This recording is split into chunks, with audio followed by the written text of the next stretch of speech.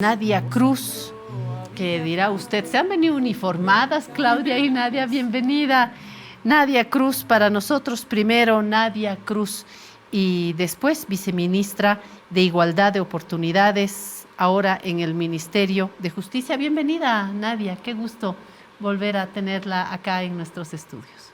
Muchas gracias, Claudia. Un saludo de verdad muy cariñoso para ti, para todo el equipo de Piedra, Papel, Tinta, también para toda la audiencia que sigue el programa. La verdad es muy gratificante sentirse en casa nuevamente, impensadamente. Así es, le tenemos un cariño grande, Nadia, porque hemos trabajado varios temas de interés de las y los bolivianos y hemos siempre estado pendientes de su trabajo en la Defensoría del Pueblo. La confianza nos permite decirle, Nadia Cruz, ahora sí le van a decir masista después de haber aceptado estas funciones y esta responsabilidad hoy como viceministra de Igualdad de Oportunidades. ¿Le preocupa eso? No, para nada. La opción por el pueblo, la opción por los derechos, más allá del lugar donde uno se encuentre, siempre va a tener una suerte de críticas, observaciones. Y mira, con o sin partido, las he recibido y las he podido superar sin ningún drama alguno, la verdad. En este caso, me parece un reto bastante importante, particularmente el Viceministerio de Igualdad de Oportunidades. Primero porque me permite o me da la posibilidad para trabajar o para continuar un trabajo que vengo desarrollando desde hace muchos años y particularmente porque es un reto ingresar a la otra parte del Estado donde ya no solamente nos quedamos en la denuncia, en la observación, sino particularmente en la obligación de garantizar derechos. Y realmente eso como defensora de derechos humanos es un reto, pero también es una oportunidad para poder seguir haciendo carrera y seguir creciendo profesionalmente. Esto quiere decir que vamos a trabajar también temas que nos están preocupando como medio de comunicación, como periodistas, como ciudadanos. Hoy nos preocupa, Nadia, una información que habíamos visto en el periódico Extra, que vamos a continuar con el seguimiento también en La Razón. Tiene que ver con índices de matrimonios infantiles forzados en Bolivia. Me ha llamado muchísimo la atención porque honestamente yo no tenía en el foco de las atenciones acá como periodista, en el foco de mis preocupaciones, matrimonios infantiles, porque uno cuando escucha matrimonios infantiles piensa en el otro lado del mundo, donde tantas niñas son obligadas a ser esposas y madres, y uno no piensa, o una no piensa que estamos viviendo esto en el país, matrimonios infantiles forzados. ¿Usted sabía de esto, Nadia? Sí, y creo que lo hemos venido señalando desde hace mucho tiempo, pero tal vez no se ha llegado a comprender el mensaje tras de lo que hay de las cifras que siempre se dan. Por ejemplo, la tasa de embarazo adolescente en el país, que es una de las más preocupantes de la región, que si bien en los últimos años ha ido en descenso, sigue siendo de preocupación. Este año, si no me equivoco, son alrededor de 87 embarazos adolescentes que se registran en promedio. En ese marco, cuando uno piensa estos embarazos, significa que las adolescentes están continuando con un proceso de gestación. En estos casos no se puede decir que lo hacen en un libre albedrío, en una conciencia absoluta, porque están resguardando, están ocultando tras de sí violencia sexual, abuso sexual, en muchos casos bajo una moralidad o situación de necesidad, obligadas en muchos casos a casarse o a unir su vida a sus propios agresores.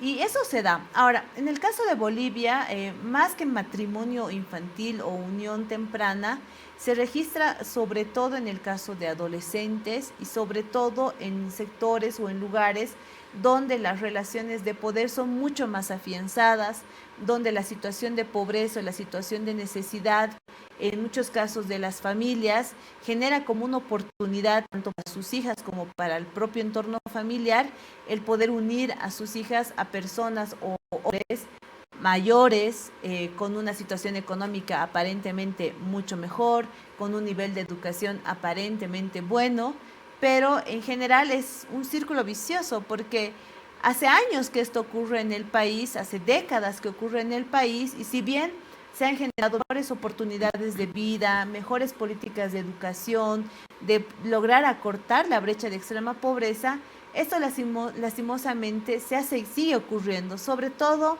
en algunas áreas como de la Amazonía, por ejemplo, o del Oriente, donde es una práctica que lastimosamente todavía se sigue dando, pero yo te voy a comentar, recién estábamos charlando con una compañera de Pando que tiene muchísima experiencia en esto y me decía, por lo menos ahora lo podemos hablar. O sea, ahora ya hemos pasado a un tema de saber que es una práctica, saber que está mal. Ahora lo podemos hablar y lo podemos hablar en las mismas comunidades para poder reflexionar y para poder buscar nuevas oportunidades. Pero sí ocurre, no se enfoca tanto al tema infantil como tal, pero sí a la unión temprana que se registra mayormente en adolescentes.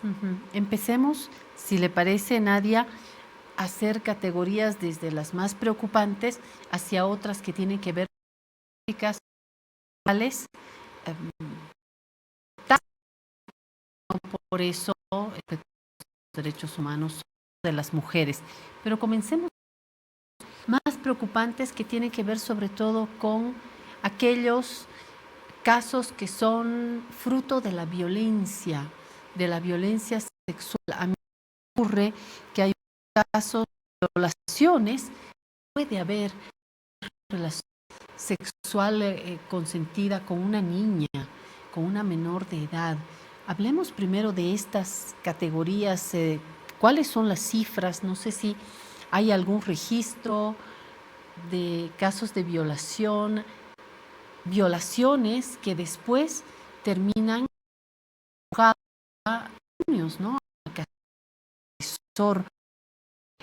En registro, Nadia, esos casos.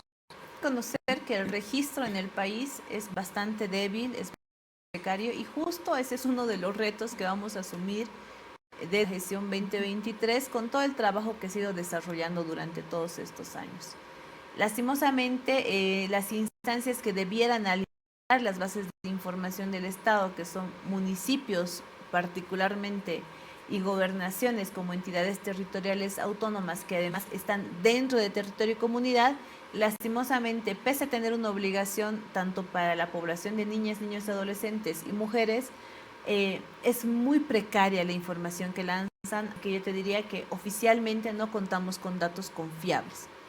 Por otro lado, esta figura del matrimonio infantil o la unión temprana, que se la conoce así, no deja muchos registros. En Bolivia, en 2021 hemos podido ubicar desde sociedad civil, de Children y la Coordinadora de la Mujer, tenemos alrededor de 221 partidas de nacimiento. De esas 221 partidas de nacimiento, 91% son mujeres menores de 17 años. Gran parte oscilan entre los 15 y los 17 años.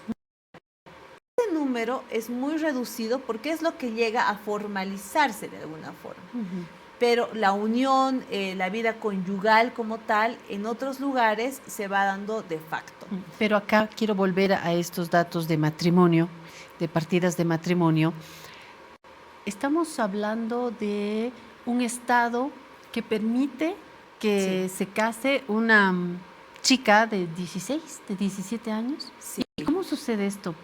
La ley, y eso hay que reconocer que es del anterior Código Civil, de los códigos de familias, donde hay unas permisibilidades, y justo esas son las que nosotros ya como Ministerio de Justicia y Transparencia, conociendo estas 221 partidas, queremos trabajar en ajustes normativos, porque la norma, si bien establece requisitos mínimos como la edad para poder contraer matrimonio, establece excepcionalidades. ¿Qué es lo que pasa con las excepcionalidades? Cuando uno termina de revisar el dato, son las mujeres las que se están casando o se están uniendo formalmente en la gran mayoría o en el 91% de los casos.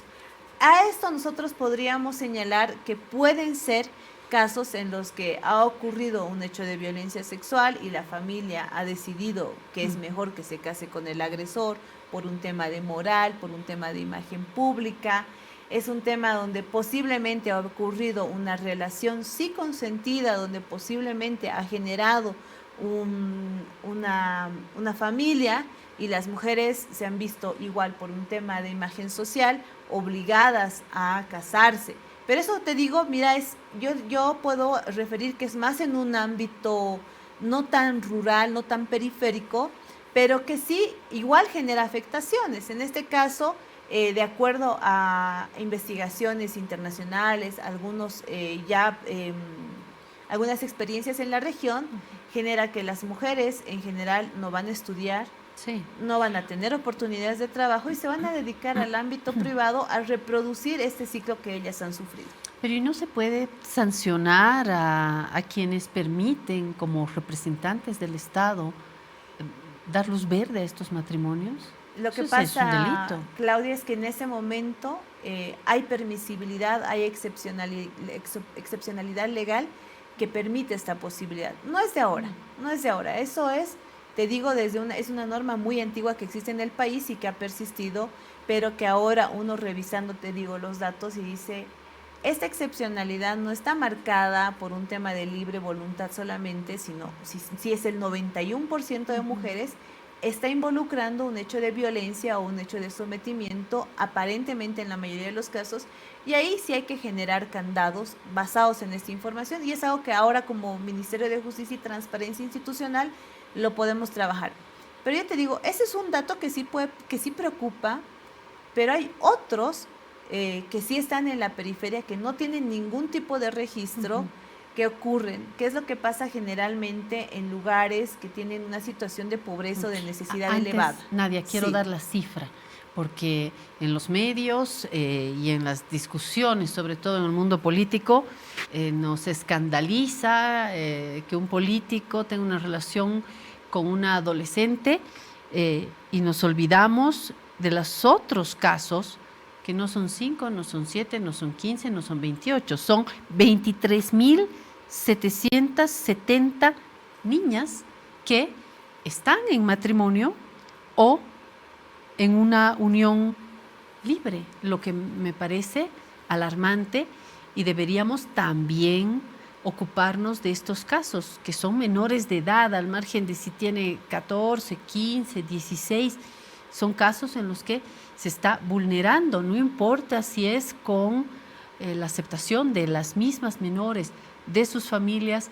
El Estado debería, y junto al Estado, el aparato mediático también, del que nosotros formamos parte, poner la alarma, ¿no?, en estos casos. Quería dar la cifra, Nadia. Totalmente cierto, Claudia. Yo a eso le agregaría, y lo hemos señalado hace unos días, que es importante que el Estado, que ahora reforcemos toda esta política pública de protección de niñez y adolescencia, particularmente contra la violencia sexual. En ese marco vamos a reactivar un consejo sectorial e intersectorial contra la lucha hacia la violencia sexual de niñas, niños y adolescentes. Eso por un lado. Pero tienes toda la razón, y también pasa por un tema de romantización de este tipo de hechos. Tú te acordarás el año pasado con el caso de la niña Las, una niña una adolescente, una niña de 11 años, que por influencia de la iglesia estaba siendo obligada o estaba siendo vulnerada su voluntad en cuanto a la decisión que ella tenía. Si tú revisas la situación de la niña Las, era una niña que tenía muy pocas condiciones económicas, vivía en una situación, no te voy a decir de marginación, pero de mucho descuido, tanto parental como de la propia comunidad y de las propias instituciones municipales que debieron protegerla. Ese tipo de casos se van replicando a lo largo del país, y ahí nos toca sí asumir una responsabilidad mucho más seria desde el Estado central, desde las entidades territoriales autónomas, pero también, y eso ya no se puede dejar de decir, desde la propia familia y la comunidad. O sea, las familias tienen que dejar el mito de que el cuerpo de las niñas, el cuerpo de sus hijas es la oportunidad para salir de la pobreza, porque hay esa concepción y hay que señalarlo así. Lastimosamente, esa idea de que va a venir un hombre rico y les va a sacar de la pobreza a la hija y a toda la familia no es real. Lo único que hacen es ahondarlas, en muchos casos abandonarlas y dejarlas en el propio núcleo familiar con 1, 2, 3 hijos para que sigan reproduciendo ese ciclo de marginamiento, de pobreza y de sometimiento. ¿Qué pasa cuando hacemos ya un mapeo en el país? ¿Dónde se dan estos casos? Me queda claro que tiene que ver con una situación de pobreza, de menor educación en las familias e información, pero además de esto regionalmente podríamos poner departamentos en el oriente, es más el campo que las ciudades. ¿Cómo podríamos hacer un mapa para identificar y focalizar la atención del Estado también en estos lugares y en estos estratos? Nadia, ¿qué conclusión podríamos ir sacando ya? En el caso de violencia sexual, el índice es elevadísimo en eje troncal. Esa es una de las preocupaciones. Y La ahí Paz, Cochabamba, La Paz, Santa Cruz. Cochabamba, Santa Cruz, La Paz, Santa Cruz, Cochabamba. Esa es la preocupación. En el caso de uniones tempranas, los departamentos que tradicionalmente han estado con mayor preocupación en su momento son los del lado de la Amazonía y del Oriente, por algunos hábitos culturales, y te decía también por el tema de, uno, las comunidades que se encuentran muy alejadas, que se encuentran con menor información, con menor acceso a educación, que también se ven un poco más propensas o vulnerables a este tipo de situaciones en cuanto a aprovechamiento de los hombres que vienen a darles oportunidades a sus hijas. Y esto obviamente tiene que ver con nociones que están muy arraigadas en las familias y en las culturas. En Oriente creo que no es sorpresa saber que se ven a las niñas, a las adolescentes también como mujeres ya listas para estar en una vida en pareja, en una vida en matrimonio, y eso no es cierto, ¿no? Exacto. Miramos nuestro pasado y nuestras abuelas y nuestras abuelas, por supuesto, que eran ingresadas a una vida en familia, pero tempranamente, es decir, hay también un transcurrir en la historia y en la evolución de las sociedades que hoy nos debería alarmar. Una niña de 14 años tiene que ser eso, una niña, una adolescente, ¿no es cierto? Creo que forma parte de la protección que se tiene que dar desde el Estado, ¿no? Tal vez tendríamos que hacer pero una precisión, Claudia, porque más que cultural es sistémico. Es el orden patriarcal que te dice la mujer desde el momento en que nace está predestinada a formar una familia, a quedarse, a hacer los cuidados de la casa, a hacer la comida, a preparar la ropa, a preparar todo para que el hombre que está destinado a salir a trabajar, sea en lo público, en lo privado, esté luego bien recibido. Y eso, si te das cuenta, al final llega a ver que cuando tienen las familias varios hijos, ven que las mujeres se casen o se unan su vida a una temprana edad o lo hagan más adelante, están predestinadas para eso. Ahí está la naturalización de cómo ellos están viendo ese tema. Ahora, si a eso tú le agregas la situación de marginación y de pobreza, pues además es una gran oportunidad. Eso no ocurre con los varones, o sea, no se piensa que por una situación de marginación, tú dirías, también hagan eso con los varones, entréguenlos para ver si eso también es una oportunidad de vida, y no ocurre. Entonces, no necesariamente te voy a decir que es cultural, pero sí se ha ido asentando de generación en generación, pero es sistémico y es parte del patriarcado que nos impide romper ese tipo de prácticas que se van dando a lo largo de los años en nuestra sociedad. ¿Qué se puede hacer una vez que visibilizamos este tema? ¿Se puede de pronto volver a subrayar cuáles son las instancias a las que una familia o una adolescente, una joven puede recurrir? No van a ir a la subviceministerio. Deberíamos tener instancias más cercanas en el Estado. ¿Cuáles son estas instancias? ¿Dónde hay que recurrir cuando uno sabe o cuando una sabe de esta situación y que puede recomendar o a la familia o a la víctima en realidad de esta situación, ¿dónde se recurre? La instancia más cercana y más natural en la comunidad es el municipio. Y por eso todas las leyes que tenemos de corte social, la 348, la 548, la 243, la 263 y las otras, siempre cargan una responsabilidad especial para la protección, para la primera protección, para las tareas de atención en primera línea a los servicios legales integrales municipales, defensorías de la niñez y adolescencia, estos servicios que están destinados a proteger y atender a esta población. Ahora, algo que hay que reconocer y que siempre se ha dicho es que estos servicios son muy débiles, más aún en municipios pequeños donde son categoría A, donde tienen menos de 20,000 habitantes o están alrededor de los 20,000. Pero, ¿sabes, Claudia? Nosotros recién hemos terminado, bueno, continuamos haciendo un recorrido nacional del funcionamiento, con el funcionamiento de estos servicios. Y algo que hay que reconocer es lo que tú decías. El Estado central, desde la sede de gobierno, no le va a poder atender a la niña que está viviendo, ponte en Filadelfia, Pando. No va a poder. No, no va a llegar. Hasta que llegue son 2 días. Tal vez la muchacha ahí se desanima a denunciar o a continuar. Eso no es correcto para la víctima. Pero ahí tendría que existir un servicio. O por lo menos en la región.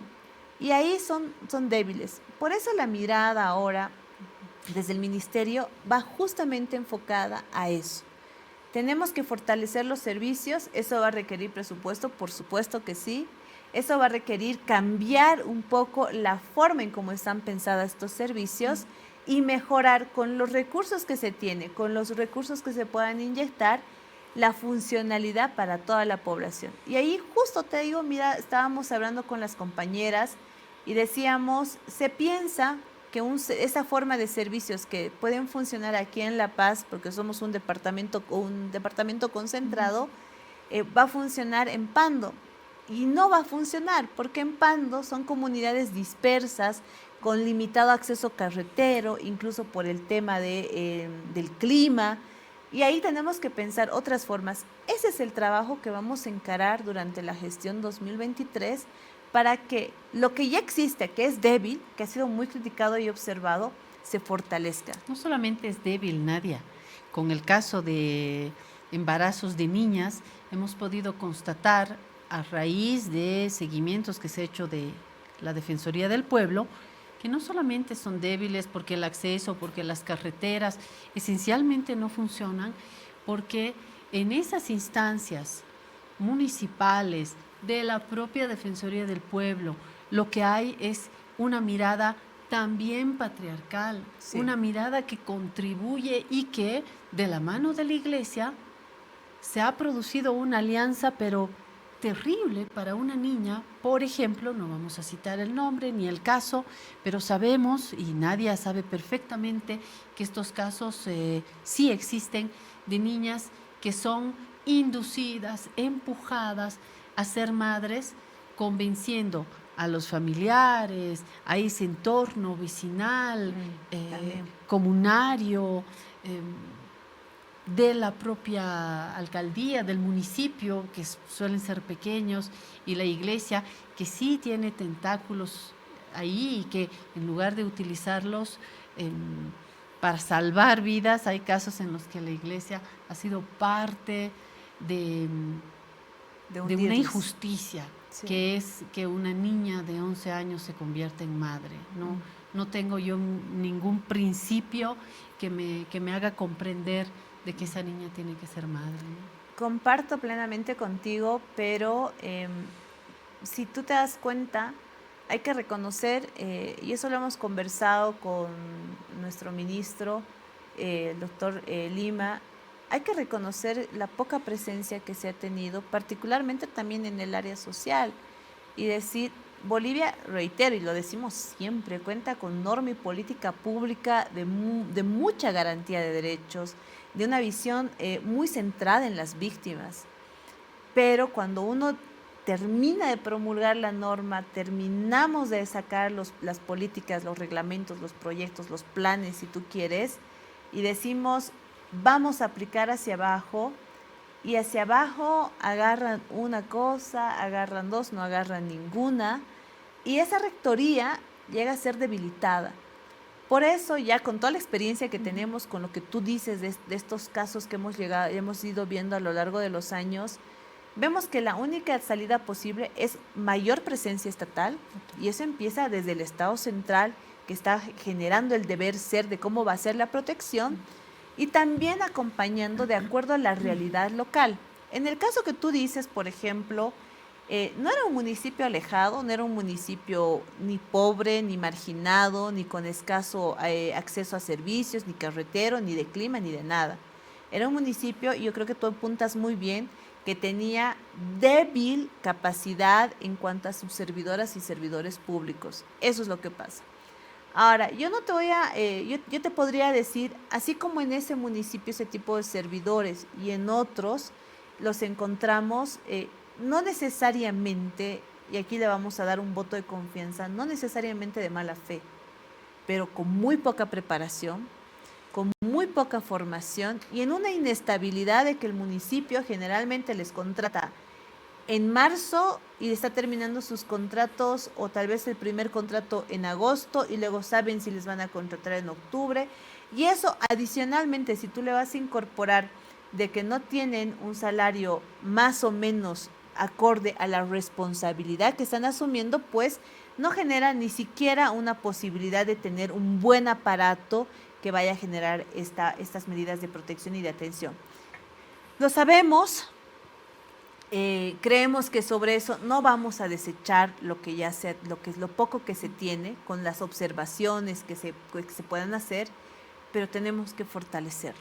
O sea, tenemos que apostar a que la protección tiene que estar desde el lado de la víctima, y es desde el momento, o sea, en su territorio, en su comunidad, cerca a su casa, que no le cueste un día de viaje, que no le cuesten 6 horas de viaje, que sepa que a media hora, una hora, va a ver a alguien que le va a poder atender, y que esa persona, la medida que podamos hacer más incidencia desde el Estado central, va a contar con mayores, yo te digo, hasta ni siquiera hasta ratos capacidades, mayor sensibilidad en ver lo que se está haciendo. Pero ahí, mira, esa es una posición reactiva de lo que hacemos como Estado, y no debería ser lo único, y por eso también creo que es importante realzar el tema de educación. Exactamente. Y creo que ese es un tema que nos va a generar un debate amplio. Yo he revisado ya la currícula, que he tenido un proceso donde desde diferentes instituciones hemos podido participar. Y que ya está, que voy a hacer propaganda para La Razón, porque hoy la tenemos en papel, la vamos a tener también en digital, pero es lindo tenerla en versión papel. Está en el periódico hoy de La Razón, de hecho la comentaron mis colegas en la mañana, este currículo escolar que va a incluir despatriarcalización, robótica, educación financiera. Se dice lindo, ojalá realmente esto sea un factor de cambio. Para eso, quienes están en medio de este proceso, que son las maestras y los maestros, son clave, son parte clave en la medida en que ellos y ellas crean, van a poder hacer una transformación, ¿no? Yo en este punto siempre he sido un poco crítica a la anterior, la currícula todavía vigente, porque no se tomaba, y lo digo con mucho respeto, no se tomaba en serio la lucha contra la violencia. La lucha contra la violencia implica hablar de patriarcado, hablar en este caso de educación sexual. Si queremos combatir la violencia sexual, pasa por ese lado. Pasa por transversalizar al menos la despatriarcalización desde en distintos grados a lo largo de la vida estudiantil, y creo que eso realmente es muy valioso. Pero aquí va mi observación.